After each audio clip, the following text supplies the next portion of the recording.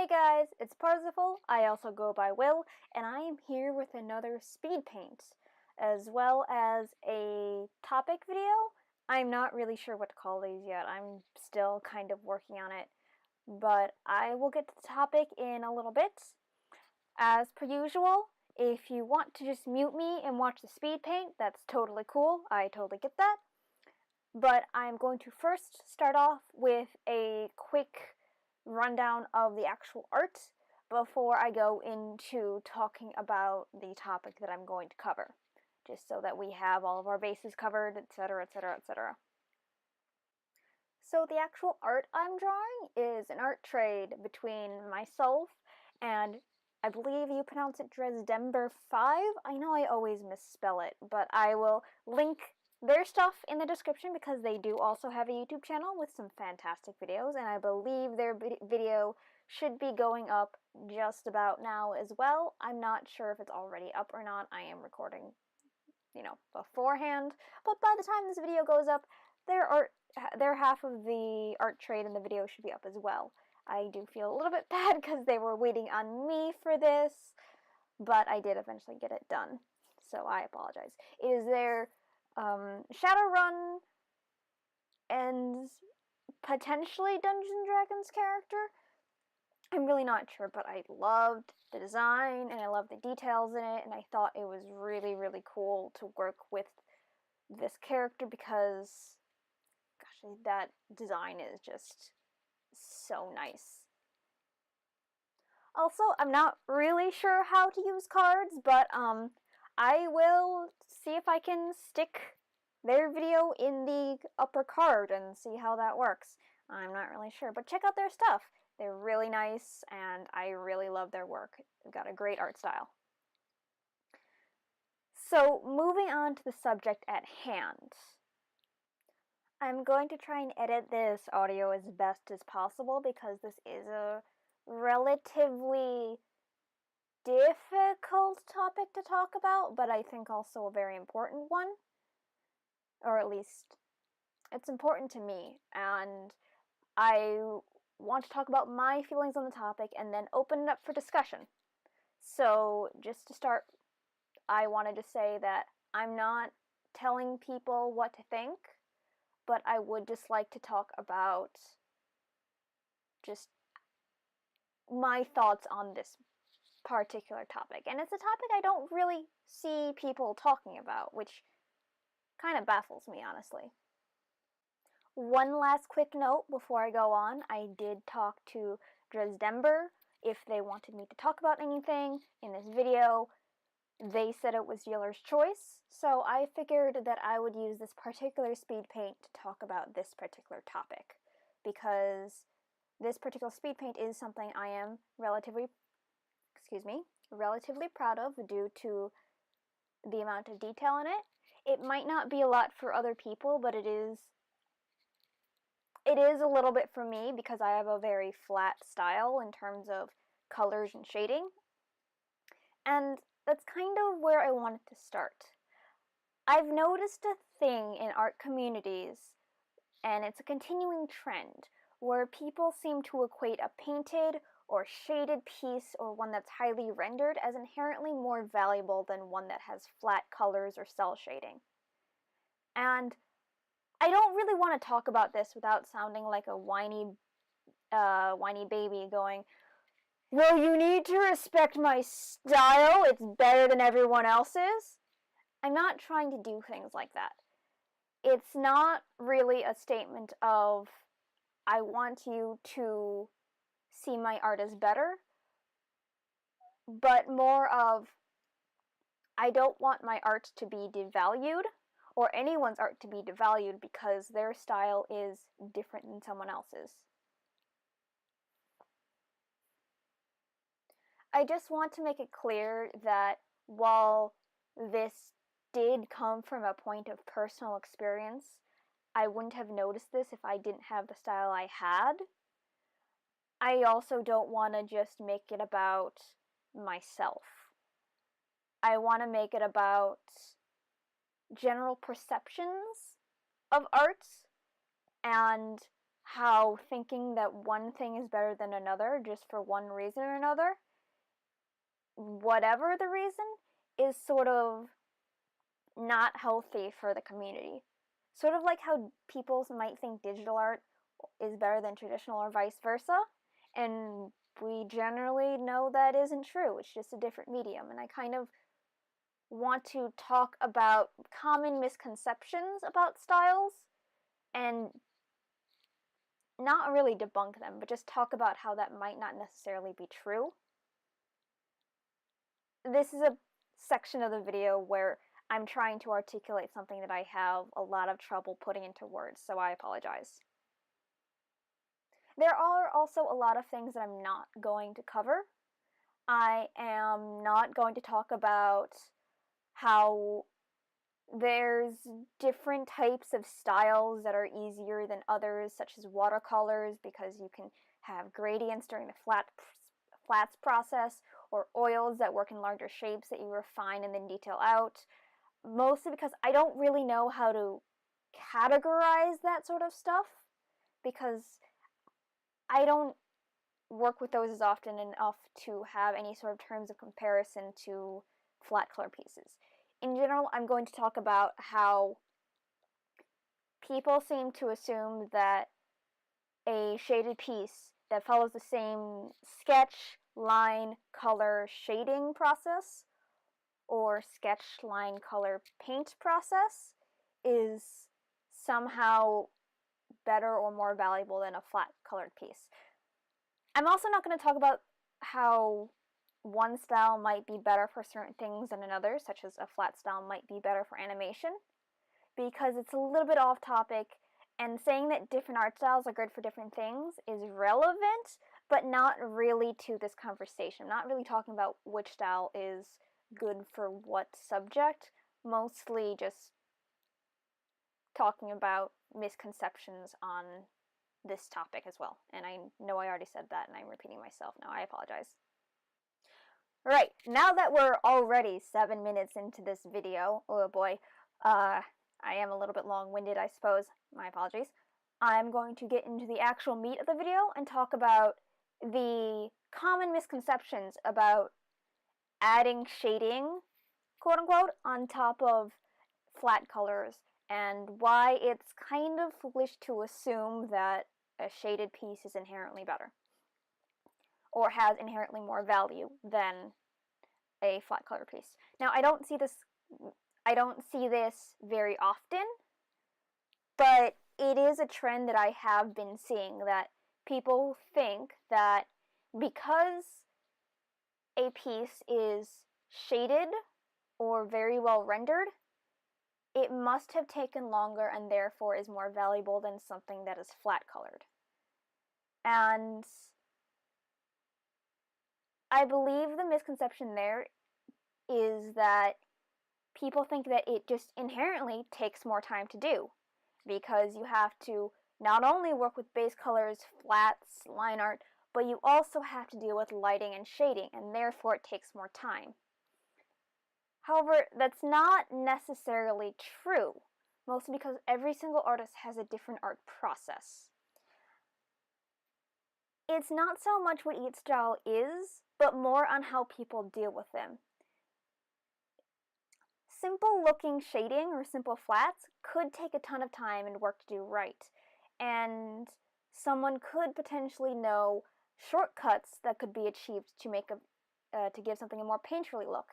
Of course, this doesn't reflect on everyone who uses these styles, and quote-unquote cheating that way isn't bad. It's whatever works for any artist. But the elitism that some people have is just extremely silly, because they generalize when there's really no way to generalize it. Some painters can painstakingly render everything, but some people can just wildly scribble around and have a good feeling of where to scribble and what to do to make it look three-dimensional, be it through intuition or practice. Some people just know clever shortcuts, and that's really the key here. Because the main argument I'm fighting against is that shaded or rendered art is better because it's harder, it has more stuff in it, and it takes more time.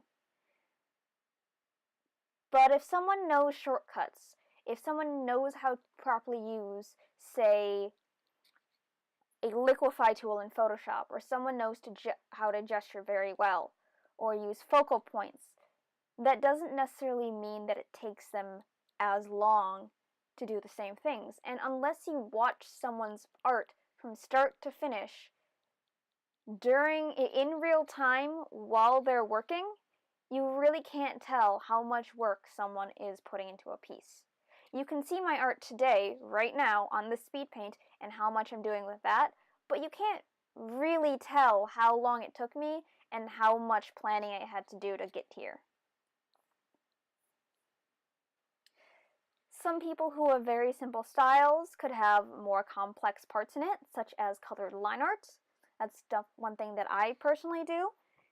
And for me, at least, it takes a while because making sure that all the lines are not only smooth and crisp, but also don't have a weird overlapping quality to them that makes them look disjointed is, for me, particularly difficult. But it's another layer of something that I do because I enjoy it for my style, but that takes me longer.